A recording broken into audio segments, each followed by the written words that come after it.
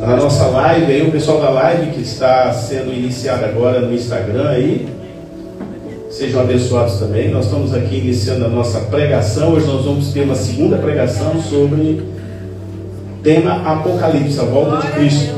Nós saímos de um louvor que focou tudo nisso, e a nossa expectativa e a nossa esperança é que todos estejam preparados para quando Jesus voltar, você não fique para trás. Amém. E eu sempre digo aqui que o meu papel aqui na igreja é apenas levar vocês para o céu, é dar o caminho. Agora é individual. A salvação e a perseverança dos santos, porque a Bíblia diz assim: aquele que perseverar até o fim, este será salvo. Então não adianta você um dia levantar a mão, aceitar Jesus e tal, se você continua no pecado e se você não persevera nele. A Bíblia é clara. É porque às vezes as pessoas estão focadas apenas em um ou dois versículos da Bíblia e esquecem que a Bíblia é contextual. E aqui na igreja a gente não crê só em Novo Testamento, a gente crê na Bíblia, de Gênesis até Apocalipse, a Bíblia inteira, que é a Bíblia de capa a capa. Por isso que no final da Bíblia é assim: se alguém tirar ou acrescentar alguma coisa, o que diz? Para quem conhece a Bíblia, o teu nome será tirado do livro da vida. Presta atenção nos detalhes, né? A pessoa fala: Deus é justiça, Deus é amor. Deus não é amor, irmão. Deus é fiel, e ele diz: eu tiro o teu nome do livro da vida. Deus vai fazer isso? Vai, porque tudo que Deus disse vai acontecer. Amém? Amém. Então, cuidado. Eu costumo dizer de que igreja que prega a verdade como essa aqui é difícil, porque aqui a gente não afina para pecado, e nem eu vou pregar aqui nada para te massagear o seu ego. Hoje o André, no início aqui, ele falava disso. A gente vai nessas palestras por aí, André, e é só massagem de ego. Isso aí não te leva para o céu, meu irmão. Te leva para o céu é confronto. É você ser confrontado a cada pregação para você mudar de vida e achar o caminho correto. Jesus nunca afinou para ninguém. Mesmo quando ele curava alguém, ele falava assim: vá, mas não peques mais. Lembra? Vá, mas não peques mais. Então não tinha moleza não, porque se fosse moleza, se Deus é amor e no final ele vai salvar todo mundo, para que Jesus ia mandar aquela mulher não pecar mais, o rapaz não pecar mais? Para quê? Não precisava. Já vai salvar mesmo, você entende? Às vezes a gente escuta as coisas na Bíblia, lê a Bíblia e não entende o contexto da Bíblia. Então hoje, provavelmente já apareceu ali, são os 7 sinais bíblicos da volta de Cristo. Tem 7. E eu tenho uma notícia para dar para você: Jesus já cumpriu 4, só falta 3. Sim, ele já cumpriu 4. Aqui é para quem gosta de Bíblia. Então quem gosta de Bíblia já larga ela aberta aí. Quem gosta de canetinha, olha lá, já está com a canetinha lá. Com aquelas canetinhas, cadê a Carol? A Carol já está lá, com a canetinha. E a Natália, olha lá a Natália. O tamanho da caneta dela. Aquela caneta ali, ó, mais uma caneta ali. Mais outra canetinha lá, ó. O pessoal está aprendendo. Você é na escola, né, Carol? Sim. Amém? Então presta atenção. Yeshua, que nós cantamos e falamos o nome dele, ele afirma que ele é o Mashiach. Ele fala isso. Então o primeiro texto que nós vamos aprender hoje, para você contextualizar tudo isso, é Isaías 61, versos 1 e 2. Então para quem está nos visitando, aqui é Bíblia o tempo todo. Para quem também está nos visitando, eu só faço pregação expositiva temática. Eu vou expor a Bíblia para vocês, sempre todo. Eu nunca vou mudar de estilo. Meu estilo é pregação expositiva temática. É o que vai ser hoje. Então Isaías 61, versos 1 e 2. Para quem... Mas cadê aquela Bíblia de fogo que eles deram para a senhora, irmão? Verdade, né? Meu Deus, não é possível. Eu vejo tudo, velho. É que passa muito rápido. Chega a achar um da outra. Não, Aí eu prefiro... tem que trazer para você aprender. A gente aprende folheando a Bíblia. É na prática. Então diz assim: o Espírito do Senhor Deus está sobre mim, porque o Senhor me ungiu. Quem unge? O Senhor. Para pregar boas novas aos mansos, e enviou-me a restaurar os contritos de coração. Restaurar quem? Contritos de coração. Presta atenção nesse ponto aí. E a proclamar liberdade aos cativos e a abertura de prisão aos presos. Isso aqui ele está falando no contexto espiritual, tá? Presta atenção. E aí, continua dizendo: apregoar o ano aceitável do Senhor e o dia da vingança do nosso Deus e a consolar os tristes. Presta atenção nesse final aí. Isaías vai dizer de que Jesus vai vir também para pregar o ano aceitável do Senhor e o dia de quê? Ah, então Deus vai vingar? Vai. Olha só, hein? Então não é só mamão com açúcar não, vai ter vingança também? Está escrito aí, o dia da vingança do nosso Deus e o dia que Ele vai consolar os tristes. Amém até aí? Amém. Quem gosta de marcar, marca aí, ó. Apregoar o ano aceitável do Senhor e o dia da vingança. A chave está aí. Aí agora eu quero que você vá um pouco para frente, lá em Lucas, Evangelho de Lucas, agora já está lá no Novo Testamento. Capítulo 4, versos 16 até o 21. Agora nós vamos lá no Novo Testamento. Saímos do Antigo e vamos para o Novo. Lucas, capítulo 4, de 16 a 21. Amém? Encontraram? Diz assim: e chegando a Nazaré, coincidentemente hoje caiu uma bomba do Hezbollah em Nazaré, na guerra lá. A guerra era em Gaza, agora a guerra já está com o Hezbollah e já com o Irã. Caiu hoje em Nazaré um míssil. Fica olhando. Israel é o relógio espiritual do mundo, é o relógio apocalipse. Fica de olho o que está acontecendo lá. E continuando, chegando a Nazaré, onde fora criado, então está dizendo onde é que Jesus foi criado, entrou num dia de sábado. Para quem não sabe, é Shabat. Ele foi no dia do Shabat. Eu já contei essa história. Ele estava em outro lugar, ele viajou a noite inteira a pé para chegar no Shabat, que ele não podia perder o culto.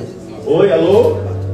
Alô? Ele não podia perder o culto. Isso aqui é o culto dele.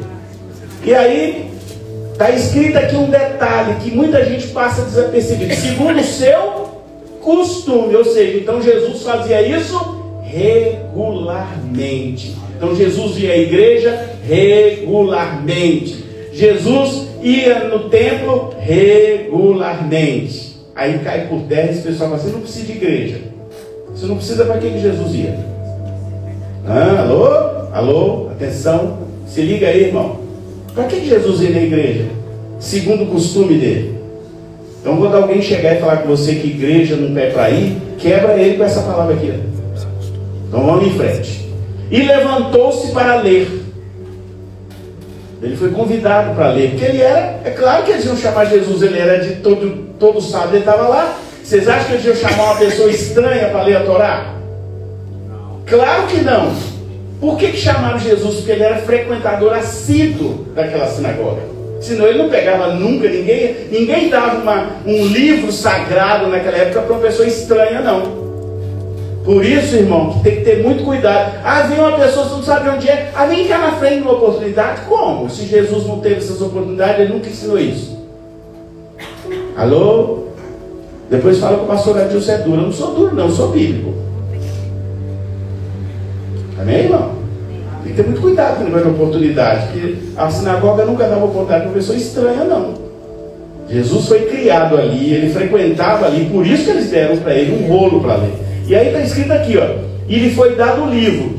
A palavra correta é rolo, lá no original. Era um rolo, assim, abria assim, ó. Tá? E aí, deram para ele o profeta Isaías.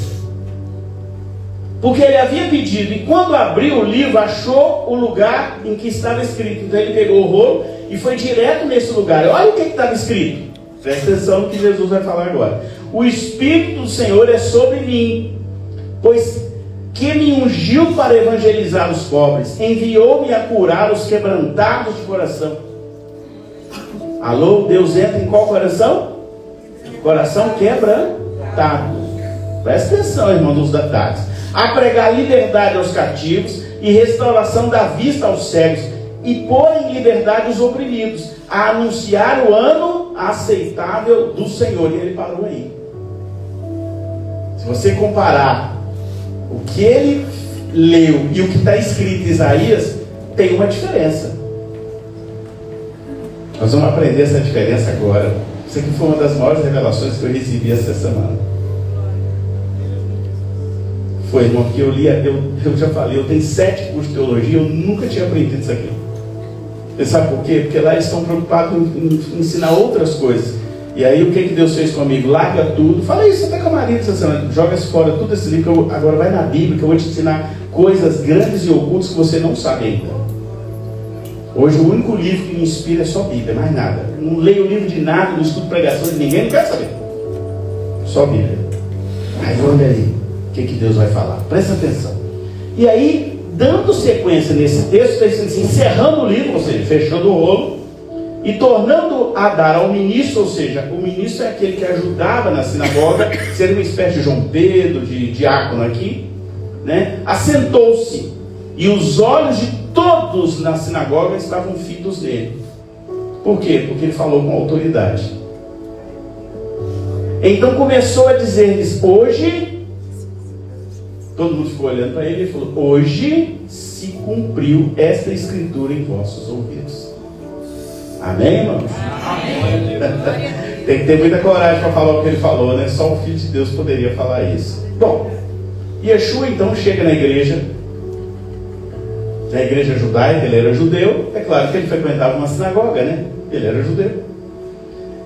Veste o manto de oração, porque ninguém poderia ler o rolo sem manto de oração, que é o nosso talit. Tem muitos aqui que tem, por isso que eu não proíbo ninguém de usar talit. Quem quiser usar, pode usar.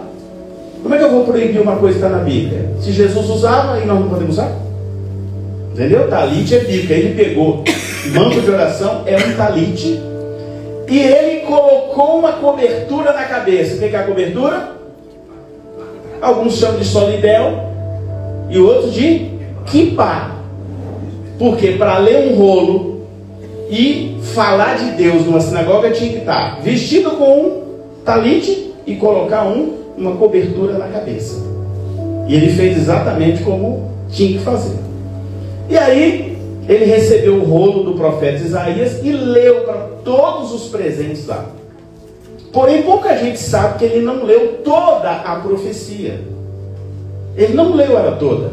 Ele parou num certo ponto. Mas apenas a primeira parte da profecia, que fala da sua primeira vinda como Cordeiro de Deus a ser imolado em libação dos nossos pecados. Ele encerra a leitura na parte de anunciar o ano aceitável do Senhor. Percebeu isso no texto de Lucas? Compara com o outro texto. Lá no outro texto dizia o dia da vingança. Por que ele não falou do dia da vingança? Alô? Por que ele não falou do dia da vingança? Porque ainda não havia chegado. Porque nem chegou ainda o dia. Amém? Estão ligados?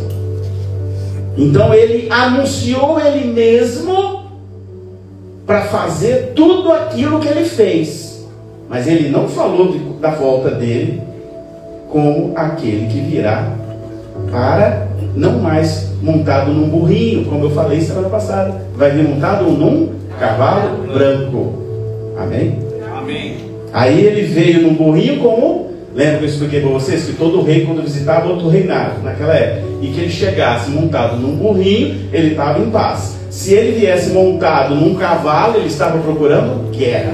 Jesus veio e montou num jumento. Lembra? Eu já expliquei isso na pregação do domingo passado. Num jumento, filho de uma jumenta. E eu mostrei para vocês os textos bíblicos e tal, Zacarias, tudo. Hoje, né? Eu falo que ele vai voltar para o dia da vingança montado em quê? Num cavalo branco, saltando sobre os montes de Jerusalém. Se liga. Então vamos lá. A segunda parte fala da sua segunda vinda. Por isso que ele não antecipou nada e nem falou disso, porque não era a hora. Yeshua não fala na sinagoga do dia que ele se revela como Mashiach aos próprios judeus, e depois seria a pedra rejeitada. Lembra que eu já preguei aqui? Filho de Davi, tem misericórdia de mim. Ele vira para a mulher e fala: mas eu não vim para vocês. Ai, ela anda uma semana atrás dele gritando. E aí ele, né, recebe então ali a liberação de Deus para vir para os nossos gentios, para cumprir aquilo que Deus já havia programado. Amém até aí? Então Jesus separa dois tempos proféticos aqui. Ele mesmo revela dois tempos proféticos aqui. Propositalmente ele não leu a profecia inteira. Ele fez isso proposital.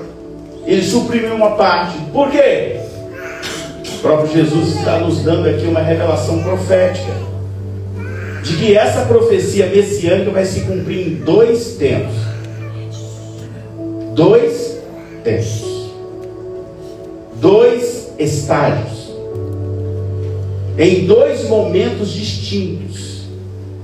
Ele está deixando aqui a pista, está deixando o ensinamento para nós. A primeira parte ele leu, porque ele estava ali iniciando o ministério dele para cumprir a primeira parte. Lembra que ele até depois, eles queriam apedrejá-lo, mandam ele sair da cidade dele, para cumprir outra palavra profética? Ó Jerusalém, Jerusalém, que mata os teus profetas, que rejeita os teus profetas. E outra palavra que diz assim: os profetas são rejeitados na sua própria cidade. Amém? Amém. Eita glória, o cara inventou aqui, é benção demais isso aí. Então, irmãos, importante salientar de que no batismo Deus confirmou a descida do Espírito Santo sobre Eloboá. Desceu sobre Jesus lá no Rio Jordão, em forma de uma pomba, em forma corpórea de uma pomba. E agora ele mesmo declara publicamente na sinagoga: eu sou esse aí. Eu sou aquele que Deus escolheu para vir cumprir essa palavra. Ela se cumpre em mim. Eu sou ele. Eu sou o Filho de Deus que vem cumprir isso aí.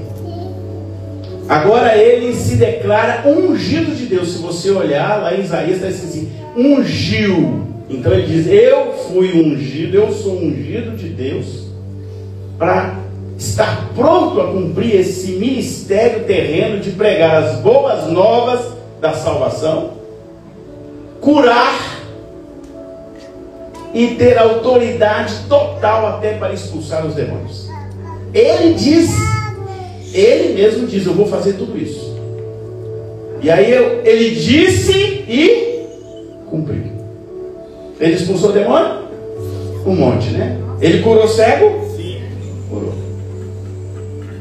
Esse tirar da prisão aí não é a prisão literal, é a prisão do cativeiro espiritual. São as prisões espirituais que muitos estão nela e não conseguem sair. É disso que ele está falando. Bom, Jesus então confirma aqui os ciclos Shemitah e Jubileu. Aí é para quem conhece mais profundo o negócio. Lembra que uma vez eu fiz aqui o ato do Shemitah? Estava formando um ciclo Shemitah. Aí tem que conhecer calendário bíblico. E o Jubileu? Mas eu vou explicar. Quem lembra aí? Quem fez o ato profético da Shemitah, do ciclo Shemitah aí? Alguém lembra? Levanta a mão para mim ver quantos lembram aí. Poucos, hein? Nossa, muito pouca gente. Nós fizemos o ato profético de Shemitah aqui, quando começou o ciclo. Então Jesus faz questão de falar sobre o ano aceitável. Isaías falou do ano aceitável? Sim. Jesus falou de novo? Sim. O ano aceitável do Senhor, que significa o seguinte: Jesus está falando do ciclo Shemitah. Tem muita gente que lê isso aí e não entende, porque ele não vai a fundo para poder perceber a riqueza espiritual que Jesus está falando. Não é simplesmente o ano aceitável do Senhor que ele está falando. Ele está falando do ciclo Shemitah bíblico e do jubileu bíblico, que é quando o Senhor libera o perdão de todas as dívidas. E neste caso Jesus pagará Ele mesmo, por isso que Ele está anunciando, a dívida impagável que nos reconciliou de volta para Deus. Amém? Você tinha como pagar? Ele pagou para você? Jesus então faz referência ao Shemitah, que é um ciclo de 7 anos, em que a terra precisa do descanso. Deus é tão perfeito que Ele fez, como é que Ele fez a criação? Criou 1 dia, 2 dias, 3 dias, 4 dias, 5 dias, 6 dias, no 7º Ele fez o quê? Descansou, né? Você está descansando no 7º dia? E aí, Jesus agora dá autenticidade à palavra de Deus do Antigo Testamento. Ele autentica ela dentro do tempo, porque Ele mesmo diz que está cumprindo a Shemitah, que é o descanso que Deus dá para a terra, e quando todas as dívidas eram canceladas no meio do povo. Se você devesse a alguém, a sua dívida seria cancelada. O judeu cancela a tua dívida. Ele sabe, ele tem tanto amor e tanto temor e tremor de Deus, que ele cancela a sua dívida. Que ele sabe que Deus vai dar em dobro, se ele fizer isso. Então fechou o ciclo sanitário, ele te cancela a sua dívida. Foi isso que Deus fez. Mandou Jesus para cancelar o quê? A dívida que você não conseguiria pagar. Oi? Rasgou a célula que era contra você. E aí, meu irmão e minha irmã, Deus havia orientado isso lá no Antigo Testamento. Exceto a terra, só seria cancelada no jubileu, ou seja, após 49 anos, no ano 50. No ano do jubileu, o tempo que Deus chama de tempo da restituição. Lembra que existia uma música que falava restitui? Lembra? Essa pessoa morreu, né? Era uma pastora chamada Ludmila Ferber. Ela cantava restitui. Não é Ludmila Ferber, não? Quem? Toque no altar. Ah, é toque no altar? Então esse toque no altar está vivo ainda, não morreu. Pensei que era Ludmila. Levítico capítulo 25, versos 6 e 7. Vai lá no Antigo Testamento agora. Está escrito assim, olha, presta atenção. Sabe o que falta nos crentes? Bíblia. E obedecer a Bíblia como ela é. Olha o que está escrito aí. Vocês se sustentarão. Chora não, vou repetir. Levítico 25, 6 e 7.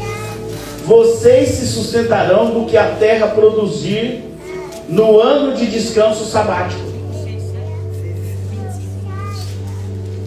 Acharam? É 25, 6 e 7.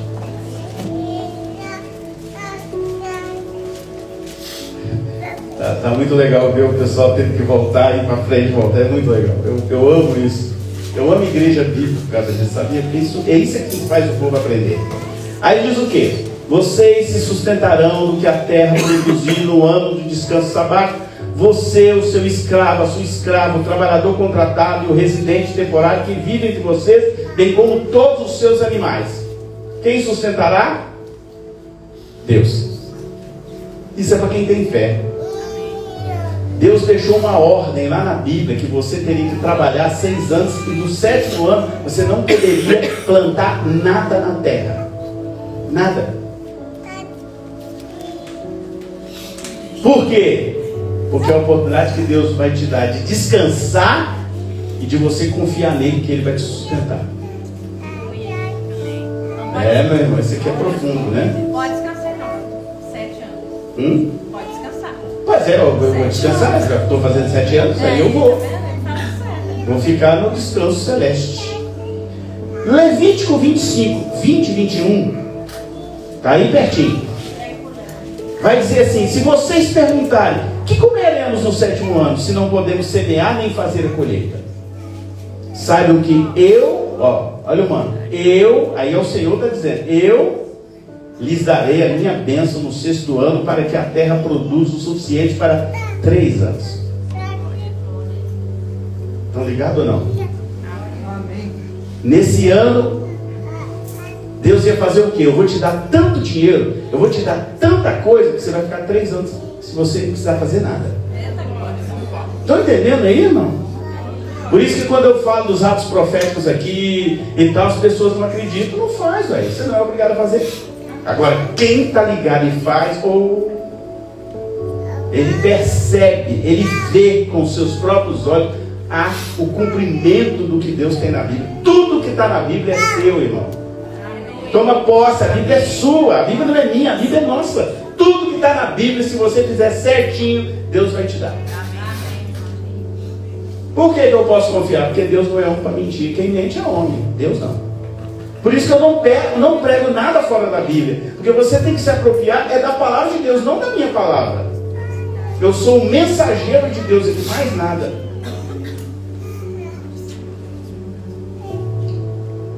Serão suficientes para quantos anos se você fizer certinho perante Deus? 3 anos. A terra para um ano e Ele te dá tanta bênção que você suporta 3 anos. A terra começa a produzir de novo e você ainda está tendo provisão daquilo que Deus deu lá atrás, porque você confiou nele. Ei, cara, está entendendo ou não? Isso é verdade. Claro que é verdade. Nós não vivemos isso. A gente viveu isso, vive assim. Deus dá aquele maná, depois vem a escassez, mas nós temos a provisão de Deus. Sim, porque não é tudo que Deus dá para nós que nós vamos sair na gastança, não, irmão. A gente guarda. Então Ele dá, dura 3 anos. Sim, vocês têm aqui o pastor e a pastora e os filhos aí, ó, que sabem que Deus cumpre isso aí. Na minha casa cumpre. Tá ligando aí, irmão? Amém. Agora, pergunta se eu fiquei alguma vez sem cumprir um ciclo profético com Deus. Se eu fiquei com aquela mãozinha de papagaio, assim, não sei, o pessoal que tem uma mãozinha de papagaio. Ou então vem aqui fazer ato profético com 5 reais. Você faz o que você quiser, irmão. Agora, o que você quer de Deus de volta? Você quer 5 reais de volta? Não é isso? Ato profético, irmão, é sacrifício. Sacrifício é sacrifício. Aí, você que tem que pedir o que você quer de Deus aí. Você quer quanto de Deus? O meu papel aqui é só ensinar. Ninguém é obrigado a fazer o que eu falo. Cada um é dono de si. Lê a Bíblia, entende e faz o que você achar melhor. Agora eu vou ensinar. Eu prefiro ir para o céu e Deus falar assim: você ensinou tudo, não fez quem não quis.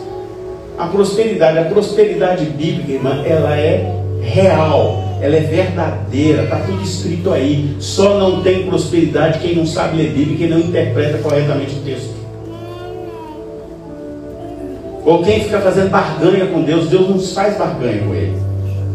Quando você fizer alguma coisa para Deus, faça a Bíblia de todo o seu coração. E o que a mão direita fizer, a esquerda precisa saber? Não. Não precisa ficar fazendo alarde com ninguém o que você fez. Fica caladinho. Vai lá e faz. Quanto tempo durou o ministério de Jesus na terra? 3 anos. Jesus trabalhou? Eu vou ler o texto de novo lá no final. Levítico 25, 20 a 21. Vou ler lá no final. Eu lhes darei a minha bênção para que a terra produza o suficiente para quantos anos? 3. Jesus trabalhou 3 anos? E antes, ele trabalhou? Trabalhou. Ele ajudava o pai dele. Ele era, né, uma espécie de construtor lá na terra dele. Carpinteiro. Mas a palavra real disso aí não é bem carpinteiro, é construtor, tá? Depois eu vou ensinar isso para vocês. A gente aprende que Jesus era carpinteiro. Ele não era só carpinteiro, era um construtor, tá? É bem mais profundo que carpinteiro. Então, irmãos, Jesus trabalhou até 30. Depois ele ficou 3 anos fazendo o ministério dele. Ele trabalhou? Não. Ué, mas como? Ele não trabalhou? E por quê? Ele estava debaixo dessa palavra profética de Deus. Ele fez o ciclo Shemitah, e aí Deus deu para ele quantos anos para ele trabalhar aí, ficar por aí? 3 anos. Ele passou fome? Não. Passou dificuldade? Ele ficou sem lugar para dormir quando ele precisava? Não. Arranjou até uns ricos lá para dar dinheiro para ele? Sim, tinha umas mulheres que davam dinheiro para ele. Ele tinha o pessoal da sinagoga lá que converteu, dava casa para ele em Cafarnaum. Ele tinha uma casa lá de José de Arimateia, lá em Jerusalém, para ele dormir. Ele não tinha casa dele na praia, mas ele ficava na casa de um daqueles lá, porque me fugiu o nome agora, um daqueles principais lá hein? É aquele que ele pergunta para ele: você tem que nascer de Nicodemos. Ele ficava na casa de Nicodemos lá em Cafarnaum. Sim, na praia. Até casa de praia, de graça Jesus tinha. Tinha alguém para fazer a bênção para ele. Por quê? Estava cumprindo sobre ele essa palavra profética aqui. Até onde ele foi enterrado, alguém arrumou para ele, que ele não tinha dinheiro, ele ficou sem ter um sepulcro novinho em folha, ninguém tinha sido colocado lá. Quem deu para ele? José de Arimateia. 3 anos. Irmão, você liga aí, irmão, você sabe por quê? Vocês têm que aprender os mantos da Bíblia. Tem muita gente que não é muito rico porque não consegue entender esses mantos aqui. Continuando. Ele mesmo é identificado como Cordeiro de Deus que tira o pecado do mundo por quem? João Batista. Quando João Batista olha Jesus, ele vê quem? Ele vê Jesus? Não, ele diz assim, como é que ele fala? Eis o Cordeiro de Deus que tira o pecado do mundo. João Batista não viu Jesus, ele viu um cordeiro. Mas é para dar aleluia mesmo, né? João Batista bate o olho e vê um cordeiro. E ele diz assim, esse aí é o cordeiro que vai tirar o pecado do mundo. Olha só que visão, irmão. Vocês têm que se ligar no manto. E ele fez isso por 2 vezes, não foi uma vez só não. Ele viu ele dessa maneira 2 vezes. Olha só, eu vou provar para vocês, ó. João 1,29, abre aí. Gisele. Abre essa Bíblia aí, Gisele. Abre aí, abre o celular então. João 1,29 está escrito assim: no dia seguinte, João viu Jesus aproximando-se e disse: vejam, ele gritou assim: vejam, é o Cordeiro de Deus que tira o pecado do mundo. Ele gritou para todo mundo que estava do lado dele: vejam, é o Cordeiro de Deus que está vindo ali. Se ligou? Eu vou dar outra prova. João 1,36, vai, abre aí. Abre a tua Bíblia aí, abre essa espada de fogo aí. Está escrito assim: quando viu Jesus passando agora, gritou: vejam, é o Cordeiro de Deus que está passando ali. Amém, irmãos e irmãs? Amém. Ai, meu Deus. Porque sabe por quê? Jesus é primícia. Deus é tão compromissado que Ele é primícia. Ele é primícia da nossa ressurreição. Jesus explica sobre a sua morte para produzir vida eterna. E diz que se Ele não morrer, viveria eternamente. Claro, se Jesus não morresse, Ele viveria eternamente. Mas aprove ao Pai enviar o Filho para o sacrifício como Cordeiro sem mácula. João 12:24. Tá bonito, olha os barulhinhos, acho, das folhas passando. João 12:24 diz assim: em verdade vos digo, se o grão de trigo que cai na terra não morre, ele continua só o grão de trigo. Mas se morre, então produz muito fruto. Amém, irmão? Jesus está falando dele aí. Ele está falando dele mesmo aí. Só que muita gente escutou isso e não entendeu, porque não era chegada a hora. Depois entenderam. Ele era o fruto do trigo. O que é o fruto do trigo? Jesus diz assim: eu sou o quê? Quem lembra? Eu sou o pão da vida. Pão é feito de quê? De trigo, irmão. Olha lá o trigo ali, tem até um simbolismo ali do trigo. Ele está falando dele mesmo aí. Eu tenho que morrer para que produza fruto. Eu tenho que morrer para que venham outras coisas sobre vocês. Por isso, após a morte de cruz, Jesus é primícia de Deus e a nossa primícia de ressurreição. O que é primícia? O primeiro. A Bíblia faz questão de, no mesmo Novo Testamento, explicar sobre primícia. Jesus é a oferta de primícia de Deus a nós. Eu vou provar. 1 Coríntios, capítulo 15, versos 20 e 23, vai dizer assim: mas de fato Cristo ressuscitou dentre os mortos e foi feito o quê? As primícias dos que dormem. As primícias de quem morreu. Sim, meu irmão? Porque assim como a morte veio por um homem, Adão, também a ressurreição dos mortos veio por um homem, Jesus. Porque assim como todos morrem em Adão, assim também todos serão vivificados em Cristo, mas cada um por sua ordem. Cristo, as primícias. Depois os que são de Cristo na sua vida. Quem ressurgiu primeiro? Quem foi o primeiro? Jesus, porque ele é a primícia de Deus. E depois, ele disse que depois vai ser quem? Qualquer um? Está escrito ali? O que está escrito ali? Lê lá para mim que eu não sei ler. Quem será? Quem receberá a ressurreição depois? Os que são de quem? Ah, então é só os que são de Cristo. E os outros? Vai pular de enxofre. Não tem dois lugares. É o inferno, irmão. Está na cara ali. Aí não tem problema, eu posso viver a vida aí. A Deus dará, no final dá tudo certo. Não vai dar, Deus já avisou que não. Acredite se quiser. Você não é obrigado a acreditar na Bíblia. Agora, quem crê, receberá a ressurreição. Quem crê e for salvo. A Bíblia diz: quem crê, for batizado, aí vai receber. Então tem muito detalhe da Bíblia que as pessoas às vezes esquecem, né? Posso viver uma vida desregrada? Pode fazer o que você quiser. Você tem o livre-arbítrio, irmão. O André falou aqui: eu vivi uma vida. Sim, você pode fazer o que você quiser.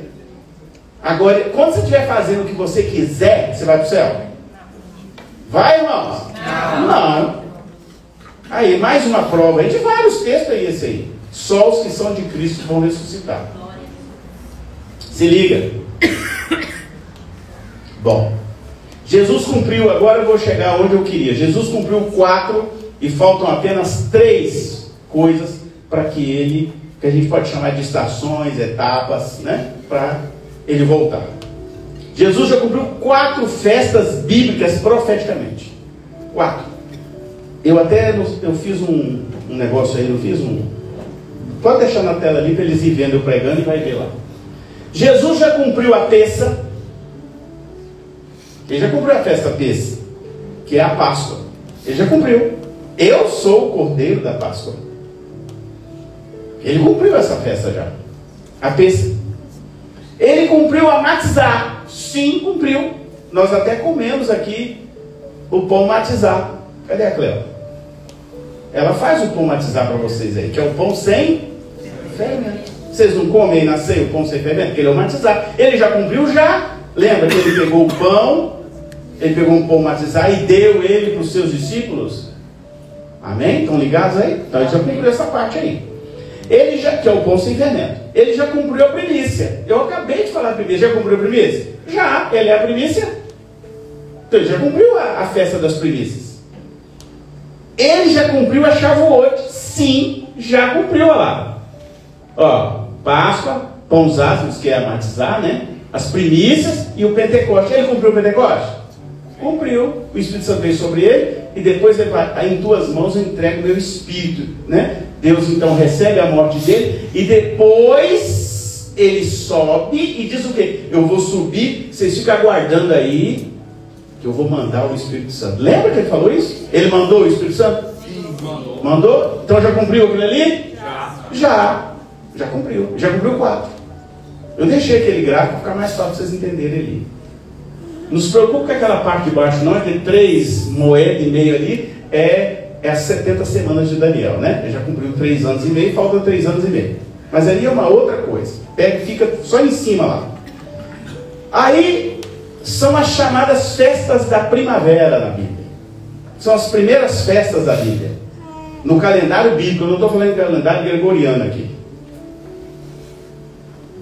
Falta cumprir as festas de outono. Essas não cumpriram ainda. Que são quais? A festa das trombetas, que é a Teruá, o Yom Kippur e o Sukkot, que é o que nós vamos fazer aí agora nos próximos dias, né? Nós vamos relembrar essas festas bíblicas. Alô? Eu estou falando.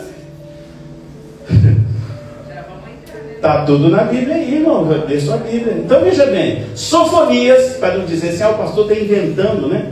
Sofonias, capítulo 1, 14 e 16. Tem gente que nem sabe onde está Sofonias. Sofonias, capítulo 1, 14 a 16. Troca de igreja, irmão, porque tem umas igrejas que nem Bíblia tem mais. Aí fica fácil para você. Aqui não dá. Aqui tem que ter Bíblia. Depois do Sofonias. Vai dizer assim, Sofonias: o grande dia do Senhor está perto. Está perto e se apressa muito a voz do dia do Senhor. Amargamente clamará ali o homem poderoso. Vai chorar e não vai ter jeito. Aquele dia é um dia de tribulação. Está escrito ali. Dia de tribulação. Dia de angústia. Tem até uma música que fala dia de angústia, né? Dia de tribulação. Lembra daquela música daquela moça lá da Lagoinha? E de ânsia. Dia de alvoroço e de desolação. Você entendeu o que é ânsia aí? Já viu? Fica com ânsia? Assim, a galera vai ficar com ânsia. Dia de trevas e de escuridão. Dia de nuvens e de densas trevas. Dia da trombeta. Para quem não sabe o que é trombeta em hebraico, é shofar. Por isso que a gente toca shofar aqui de vez em quando. Não todo dia. E o shofar é a trombeta de Deus. E de alarido contra as cidades fortes e contra as torres altas. O que ele está falando aí? Da volta de Cristo. E ele está falando o que? Dia de tribulação. Aí nós vamos a 1 Tessalonicenses, para não dizer que eu só fico pregando o Antigo Testamento. 1 Tessalonicenses capítulo 4, versos 16 e 17. Abre aí. Natália, cadê as canetinhas, Natália? Está firme aí? Ô, glória. Carol, tá a canetinha aí? Cadê a Clarinha? Tá? Canetinha na mão? Está anotando tudo aí? 1 Tessalonicenses 4, 16 e 17 vai dizer assim: porque o mesmo Senhor descerá do céu com alarido. Olha, falou em alarido lá no Antigo Testamento, está falando de novo agora, hein? E com voz de arcanjo, e com a trombeta de Deus. Olha o shofar de novo aí. Olha o shofar aí, outra vez. E os que morrerem em Cristo ressuscitarão primeiro, que são primícias. Alô? Alô? Você faz oferta de primícia aí? Se liga, irmão. Presta atenção no manto aí. Depois nós, os que ficarmos vivos, seremos arrebatados juntamente com ele onde? Na terra? Nas nuvens. Jesus não vai com o pé aqui dessa vez. A encontrar o Senhor onde? Nos ares. E assim estaremos sempre. Sempre é o quê? Eternamente. Nunca mais vamos deixar ele. Estaremos para sempre com quem? Com o Senhor. Amém, irmão? Você vai estar lá, irmão? Porque se você não tiver certeza, irmão, você precisa correr para Jesus depressa. Aí agora eu vou para Mateus. Aí, Mateus, irmão, Mateus 24. Né? Porque não é. Porque ela tirou lá, não é a festa das trombetas? Não está escrito ali que vai ter a festa das trombetas? Eu estou provando para vocês. Olha lá. O que falta Jesus cumprir? As trombetas. Eu estou provando para vocês que falta. Mateus 24, 31 vai dizer assim: a grande trombeta tocará. Sabe o que significa? A trombeta do Rosh Hashanah, festa das trombetas. Por isso que tem a festa das trombetas. Jesus não cumpriu ela ainda não, falta essa aí. E ele mandará os seus anjos para os 4 cantos da terra, e os anjos reunirão os escolhidos. Vai reunir quem? Mas não é todo mundo não? Olha, achei. Não tem gente que acha que vai ser salvo, que Deus no final é amor e não sei o que. Não tem essa conversa aí? Então por que a Bíblia está falando de escolhidos? Porque Deus só vai levar só os dele. Mas está na Bíblia, irmão. A Bíblia fala a verdade. Alguma coisa da Bíblia não cumpriu? Toda se cumpriu. Vai se cumprir essa. Então ele diz lá. Ele diz lá o quê? Presta atenção. Que ele virá nas nuvens, né? E os anjos, quem vai reunir vai ser Jesus? Os anjos reunirão os escolhidos de Deus de um lado do mundo até o outro. Então, até os gentios estão nessa. De um canto no outro do mundo, ele vai reunir quem? Não escutei. Quem? Escolhidos. Só os escolhidos, irmão. Quem é escolhido aqui? Eu sou, irmão. Eu tenho certeza absoluta que eu vou. Sim, eu tenho certeza. Eu tenho certeza da minha salvação, irmão. Fazer que nem Jacó. Sim. Eu vou segurar no pé do anjo. Você me leva aí, rapaz. Sim. Por que eu tenho certeza da minha salvação? Primeiro, eu já declarei Jesus na minha boca. Eu já fui batizado nas águas. Certo? Eu não arredo o pé da palavra. Então, estou dentro. Eu não fico procurando pecado todo dia aí na rua para fazer. Eu não fico. Sim. Eu não posso dizer que eu não sou pecador, mas eu não estou andando atrás de pecado aí não. Satanás não tem mais poder sobre mim não, irmão. Já cortei a cabeça dele há muito tempo. Como diz a palavra, ele está debaixo do meu pé. Não é ele que manda em mim mais não. Quem manda em mim é Jesus. Ou Cristo. Está aprovada aí a festa da trombeta? Está falando que Deus vai cumprir ela? Ah, tá. Então vamos lá. Jesus ainda aponta para Sucote espiritual. Sim. Olha lá. Que tirou lá. Olha lá. Trombeta. Tabernáculos é Sucote. Está vendo lá no final? Festa dos tabernáculos. A gente faz ela aqui. E o sétimo anjo tocou a sua trombeta. Shofar. Ah, eu esqueci de falar. Apocalipse 11, 15 e 18. Quem gosta de ler Bíblia? Eita, cheguei em Apocalipse. Vocês gostam, né? Apocalipse 11, 15 e 18. Diz assim: o sétimo anjo tocou a sua trombeta, que é o shofar. E houve no céu grandes vozes que diziam: os reinos do mundo vieram a ser do nosso Senhor e do seu Cristo. O reino do mundo vai ser de quem esse dia? Quem vai governar? Vai ser o diabo? O que está escrito ali? Vai ser de Jesus. Amém. E ele reinará para todo o sempre. E os 24 anciãos que estão assentados em seus tronos diante de Deus prostraram-se sobre os seus rostos e adoraram a Deus, dizendo: graças te damos, Senhor Deus Todo-Poderoso, que eras e que hás de vir, que tornastes o teu grande poder e reinaste. Meu irmão. E iraram-se as nações, e veio a tua ira e o tempo dos mortos para que sejam julgados, e o tempo de dares o galardão aos profetas. Mas Jesus, eu espero. Teus servos e os teus santos, e aos que temem o teu nome, a pequenos e grandes, e o tempo de destruir os que destroem a terra. E abriu-se no céu o templo de Deus, e a arca da sua aliança. A arca está onde? Está no céu, irmão. Porque aqui a da terra é só uma réplica. Eu já falei isso para vocês. Não dizer, tudo que tem aqui, que Deus colocou aqui, tem uma no céu. Ele só repete o que tem lá em cima. Por isso que a sua bênção, primeiro ela forma lá, para depois vir para cá. Amém? Para quem é crente, né? E aí diz que houve relâmpagos e vozes e trovões e terremotos e grande saraiva. Então vai ser um rebuliço.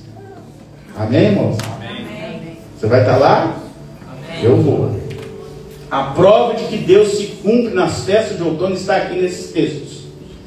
Apocalipse 15, 5 diz assim: depois disso olhei, eis que o templo do tabernáculo Sucote do testemunho se abriu no céu.